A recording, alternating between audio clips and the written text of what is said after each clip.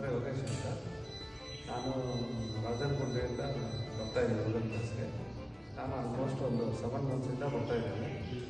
7 ಮಂತ್ಸಿಂದ ಬಂದು ನನಗೆ ಆ್ಯಕ್ಚುಲಿ ಹೇಳ್ಬೇಕಂದ್ರೆ ಯೋಗ ಕ್ಲಾಸಿಗೆ ಬಂದಿದ್ದೆ ಬ್ಯಾಕ್ ಪೇನಿಂದ. ನಾನು ಬಂದು ಕೆಲಸ ಮಾಡೋದು ಸಿಸ್ಟಮಲ್ಲಿ ಆಲ್ಮೋಸ್ಟ್ 8 ಅವರಲ್ಲಿ 4ರಿಂದ 6 ಅವರ್ ಸಿಸ್ಟಮಲ್ಲೇ ಇರ್ತೀನಿ ಆ್ಯಸ್ ಎ ಡೆಪ್ಟಿ ಮ್ಯಾನೇಜರ್ ಆಗಿ. ಈ ಉಳಿದಿದ್ದೆಲ್ಲ ಶಾಪ್ ಹೋಗ್ಬೇಕಾಗ ನನಗೆ ಜಾಸ್ತಿ ಬ್ಯಾಕ್ ಪೇನ್ ಇರೋದ್ರಿಂದ ನಾನು ಏನು ಮಾಡ್ತಿದ್ದೆ, ನನ್ನ ನೈಟ್ ನಿದ್ದೆ ಬರ್ತಾ ಇರಲಿಲ್ಲ ಕರೆಕ್ಟಾಗಿ. ಯಾವಾಗ ನೋಡಿದ್ರು ಮಸಾಜ್ ಮಾಡಿಸ್ಕೋಬೇಕಿತ್ತು ಮನೆಯಲ್ಲಿ. ಅದರಿಂದ ನಾನು ನಮ್ಮ ಫ್ರೆಂಡು ರೆಫರ್ ಮಾಡಿದ್ರು. ನಾನು ಅದರಿಂದ ಇಲ್ಲಿ ಯೋಗ ಕ್ಲಾಸಿಗೆ ಬಂದು 7 ಮಂತ್ಸ್ ಆಯಿತು. ಈ 7 ಮಂತ್ಸ್ ಆದಮೇಲೆ ನನಗೆ ನನ್ನ ಫೀಡ್ಬ್ಯಾಕ್ ಅಂತ ನೋಡುವಾಗ ಆ್ಯಕ್ಚುಲಿ ಬ್ಯಾಕ್ ಪೇನ್ ಅನ್ನೋದೇ ಬಂದಿರಲಿಲ್ಲ. ಇವಾಗ ಒಂದು 10 ಡೇಸ್ ಬಿಫೋರು ಸ್ಲಿಪ್ಪಾಗಿ ಕೆಳಗೆ ಬಿದ್ದೆ ಯೋಗ ಕ್ಲಾಸಲ್ಲಿ. ಆವಾಗ ಸ್ವಲ್ಪ ನನಗೆ ಪೇಯ್ನ್ ಅನ್ನಿಸ್ತು.